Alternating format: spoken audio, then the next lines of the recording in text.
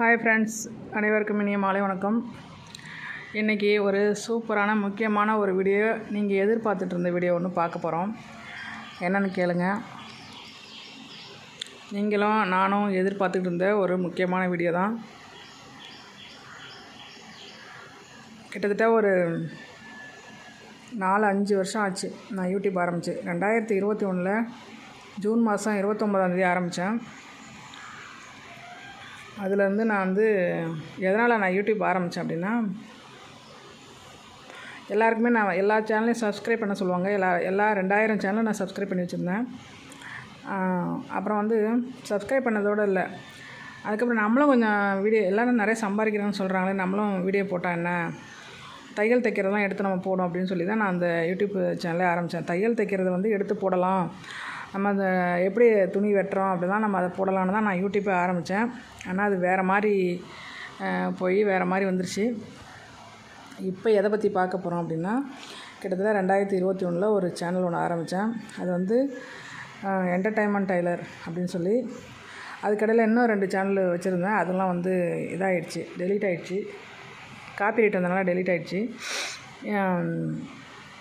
நான் பேசிக்காக 2002 டைலரிங் கற்றுக்கிட்டேன். 2002-2003 கற்றுக்கிட்டேன். கிட்டத்தட்ட ஒரு 10-15-16 வருஷம் இருக்கும்னு நினைக்கிறேன். நான் ஒரு குத்துமதிப்பாக சொல்ல போனால் ஒரு 18 வருஷம் நான் தையல் தைச்சிட்ருக்கேன். ஜாக்கெட்டு தைக்கும்போது 15 ரூபா 10 ரூபாய்க்கு தைச்சிருக்கேன். ஒரு ஜாக்கெட் 10 ரூபாய்க்கு தைச்சிருக்கேன்.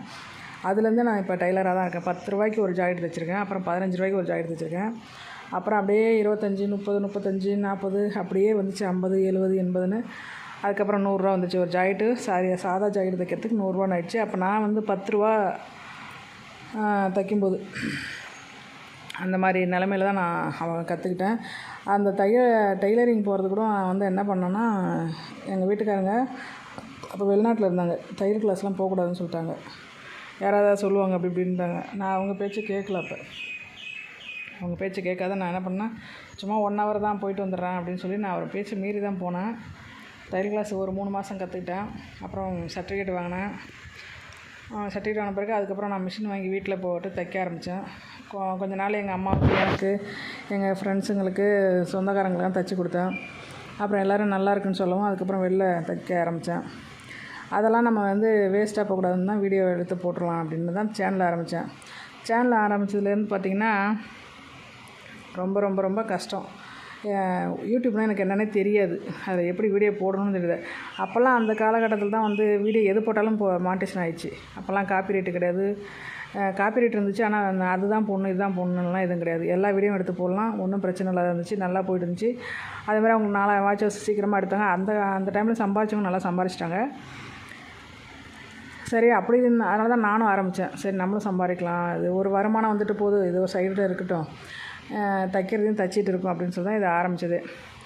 ஆனால் பிற்காலத்தில் ரொம்ப ரொம்ப ரொம்ப மன உளைச்சலாகி இதனால ஒரு வியாதி தான் வரல. அவ்வளோ மன உளைச்சல், கஷ்டம், வீட்டில் சண்டை, அதை செய்யாத இது செய்யாத, எப்போ பார்த்தாலும் டிவியை செல்லே பார்த்துட்ருக்க,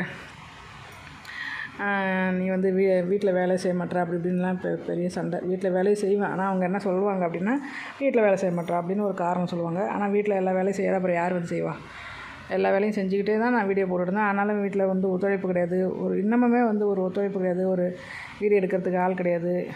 ரொம்ப ரொம்ப கஷ்டப்பட்டு அந்த சேனலில் ஒரு 6000 சப்ஸ்கிரைப் வந்த உடனே எனக்கு வாட்ச் ஹவர்ஸ் மானிட்டேஷன் ஆகிடுச்சு.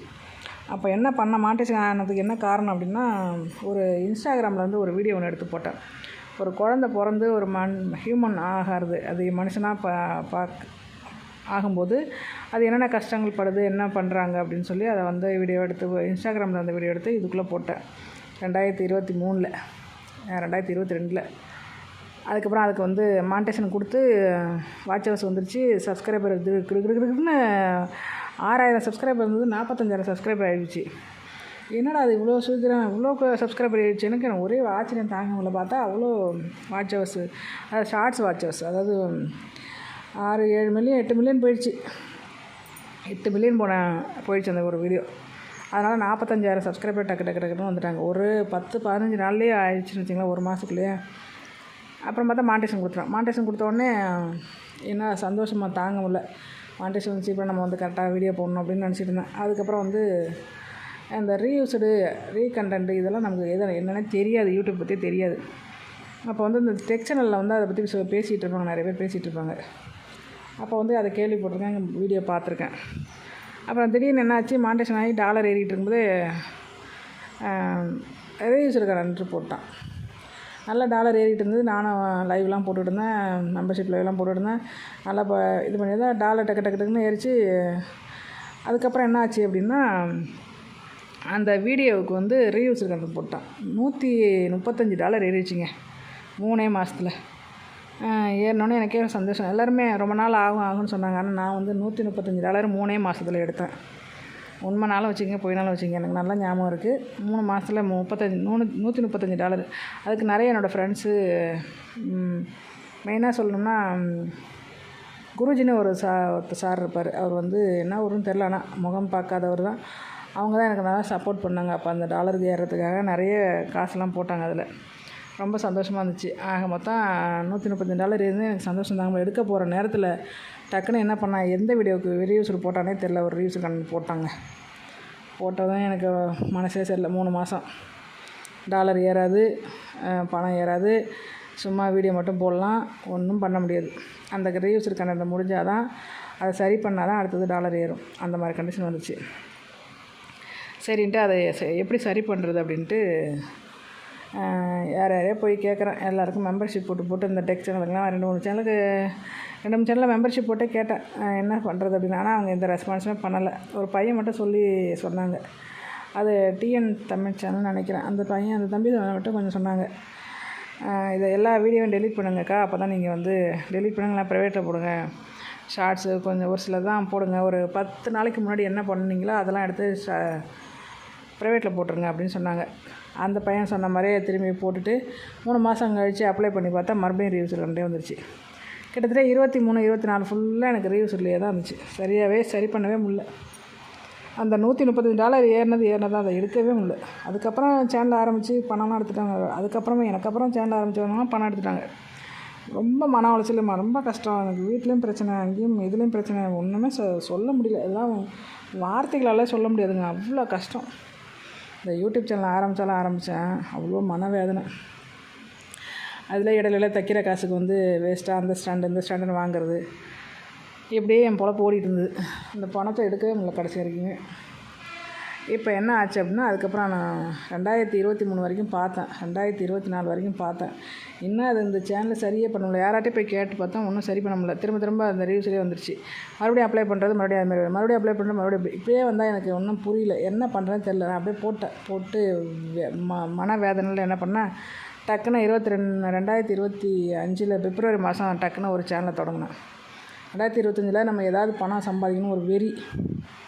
அந்த வெறியில் என்ன பண்ணேன், டென்ஷன் ஆகி கிட்டத்தட்ட 6000 வீடியோ போட்டிருந்தேன் அந்த சேனலில், என்ற டைலர் பிசியில் 6000 வீடியோவும் விடிய உட்காந்து அப்படியே ஒன்றும் சொல்கிறதுக்கு இல்லை. அவ்வளோ சூப்பரான வீடியோலாம், காமெடிலாம், மதுரமுத்து காமெடிலாம் நிறைய எடுத்து போட்டிருந்தேன். அவ்வளோ மனவேதனை எனக்கு, மன உளைச்சல். அப்புறம் எல்லாத்தையும் டெலீட் பண்ணி ப்ரைவேட்டில் போட்டு டெலீட் பண்ணி எல்லாத்தையும் பண்ணிவிட்டு கடைசியில் 500 வீடியோ கொண்டு வந்து வச்சுருக்கேன். இப்போதைக்கு 500 வீடியோ தான் இருந்துச்சு. எல்லாம் லைவெல்லாம் எல்லாத்தையும் க்ளோஸ் பண்ணி, எல்லாம் வீடியோலாம் இது பண்ணி, என்னென்னலாம் எனக்கு மனசுக்கு தோணுச்சோ எல்லாத்தையும் போட்டு பின்னி பெடல் எடுத்துட்டேன். 6500 வீடியோவையும் டெலீட் பண்ணிட்டேன் 2-3 நாளில், ஒரு வாரத்துக்குள்ளே. அந்த அளவுக்கு மன உளைச்சல் பாருங்கள். விடிய கண்ணு முழிச்சு அதெல்லாம் சொல்லவே மாளாதுங்க. அவ்வளோ கஷ்டப்பட்டு அதெல்லாம் டெலீட் பண்ணி தொலைச்சி, திரும்ப எப்படியாவது அந்த டாலர் எடுத்தாகணுமேனு ஒரு வெறியில் தான் அந்த மாதிரிலாம் நான் பண்ணிவிட்டு அதுக்கப்புறம் என்ன பண்ணேன் அப்படின்னா, அப்படியே விட்டேன். அதுக்கப்புறம் என்ன பண்ணேன், 2025 வந்துச்சா, கிட்டத்தட்ட 2-3 வருஷமாக அது ரிவ்யூஸ்லேயே இருக்குது. இது என்ன தான் பண்ணுறதுன்னு மறுபடியும் சரி பண்ணவே முடியல. 2023 தான் எனக்கு அது மானிட்டேஷன் ஆச்சுன்னு நினைக்கிறேன். ஆமாம், அந்த அளவுக்கு எனக்கு மன உளைச்சல் ஆகி போய் விட்டு தொலைச்சிட்டு, சரி புதுசாக ஒரு சேனல் ஆரம்பிக்கும் அப்படின்னு சொல்லிட்டு ஒரு சிம் ஒன்று வாங்கி மறுபடியும் வேறு ஒரு ஃபோனில் வந்து போட்டு சேனல் ஒன்று ஆரம்பித்தேன், தமிழ் சித்ரான்னு சொல்லிட்டு. அது என்னோடய ஆதி பேரில் ஆரம்பித்தேன். என்னோடய ஆதினா என் பேரன் பேரில், அப்புறம் அப்படியே தமிழ் சித்ரான்னு மாற்றிட்டேன். ஆரம்பித்த உடனே எனக்கு அந்த பழைய ஞாபகம்லாம் வந்து அவ்வளோ டென்ஷனு. பார்த்து வீடியோ போகணுன்ட்டு நானாக என் கையால் எழுதி எடிட்டிங் பண்ணி எழுதி போட்டு 3 மாதத்தில் 90 நாளில் 2.5 மாதத்துக்குள்ளேயே நான் அந்த ஸ்க்ரீன் லைவ் போட்டு வாட்ச் ஹவர்ஸ் எடுத்துட்டேங்க. எடுத்து மானிட்டேஷன் அப்ளை பண்ணிட்டேன். ஒரு வெறி தான். 2025 பிப்ரவரி மாதம் ஆரம்பித்தேன். மார்ச், ஏப்ரல், மே மாதம் எனக்கு மானிட்டேஷன் கிடச்சிச்சு. மானிட்டேஷன் கிடச்ச உடனே எனக்கு என்ன ஆச்சுன்னா, டக்குன்னு ஒரு $34 ஏறிடுச்சு. ஏறினோடனே அதுக்கப்புறம் என்ன பண்ணேன் அப்படின்னா, கூகுள் ஆட்சன்ஸ் பண்ணணும்ல, கூகுள் ஆட்சன்ஸை ஓப்பன் பண்ணணும்ல, பேங்க் அக்கௌண்ட்டு அந்த இதெல்லாம் கொடுக்கணும். அப்போ அந்த டைமில் பதிவு பண்ணணும். அப்போ கூகுள் ஆட்சன்ஸ் பண்ணும்போது என்ன ஆயிடுச்சுன்னா, அந்த டைலர் பிசி சேனலுக்கு கூகுள் ஆட்சன்ஸ் பண்ணி வச்சுருந்தோம் பார்த்தீங்களா, அதே தான் இதுக்கும். ஒரே கூகுள் ஆட்சன்ஸ் தான் இருக்கணும். 2 சேனல் 3 சேனல் எத்தனை சேனல் இருந்தாலும் ஒரே கூகுள் ஆட்சன்ஸ் தான் இருக்குன்னு சொல்கிறாங்க. அப்படி தான் டெக்ஸ்டெல்லாம் சொல்லிகிட்டு இருக்காங்க. ஆனால் இது வேறு ஒரு பையன் என்ன சொன்னாங்கன்னா, நீங்கள் வேறு மெயில் ஐடி போட்டுங்க. ஏன்னா ஒரு சேனலில் வந்து ரீல்ஸ் வந்துச்சுன்னா 2 சேனலும் பாதிப்பாயிடும் அப்படின்ட்டு இப்போ என்ன சொல்லியிருக்காங்கன்னா, மெயில் ஐடியை மாற்றி வேறு உங்கள் வீட்டுக்கார் பேரில் நீங்கள் ஒரு சேனலை மாற்றிடுங்க, அக்கௌண்ட் மட்டும் ஒரே அக்கௌண்ட்டில் இருக்கட்டும் அப்படின்னு சொல்லிட்டுருக்காங்க. இப்போ ஒரே அக்கௌண்ட்டில் இருந்ததுனால என்ன ஆச்சு அப்படின்னா, அந்த டைலர் பிசியில் இருந்த $135 அப்படியே இறங்கிருச்சு. கொஞ்சம் கொஞ்சமாக இறங்கி $94 வந்து நின்றுது. கூகுள் ஆட்சனை ஒன்றா ஆக்கவும் ஒரே மாதிரி செய்யவும் உடனே அந்த $94 இந்த சேனலுக்கு வந்துடுச்சு. இந்த சேனல் கூட சேர்ந்துச்சு. இதில் ஒரு $34 இருந்துச்சுங்களா, எல்லாம் சேர்ந்து ஒரு $112 என்னமோ வந்து நினைக்கிறேன். 112 $124 இருந்துச்சு. அப்படியே போனால் பேங்க்குக்கு வந்துச்சு. போன மாதம் 24ஆந்தேதி நான் அந்த பணத்தை எடுத்தேன். 24ஆந்தேதி தான் அந்த பணத்தை நான் எடுத்தேன். எடுத்துகிட்டு வீடியோ போடலான்னு பார்த்தா எனக்கு ஒன்றும் மனசே சரியில்லை. அந்த சேனலில் ரிவ்யூஸில் இருக்குது. அதில் வந்து வீடியோ போடக்கூடாது.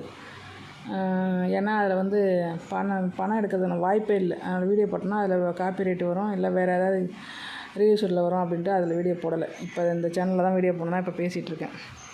கிட்டத்தட்ட ஒரு 9,00,000 ரூபா எடுத்தேன். அவ்வளோதான் மொதல் சம்பளம். 21 ஆரம்பித்த சேனலு.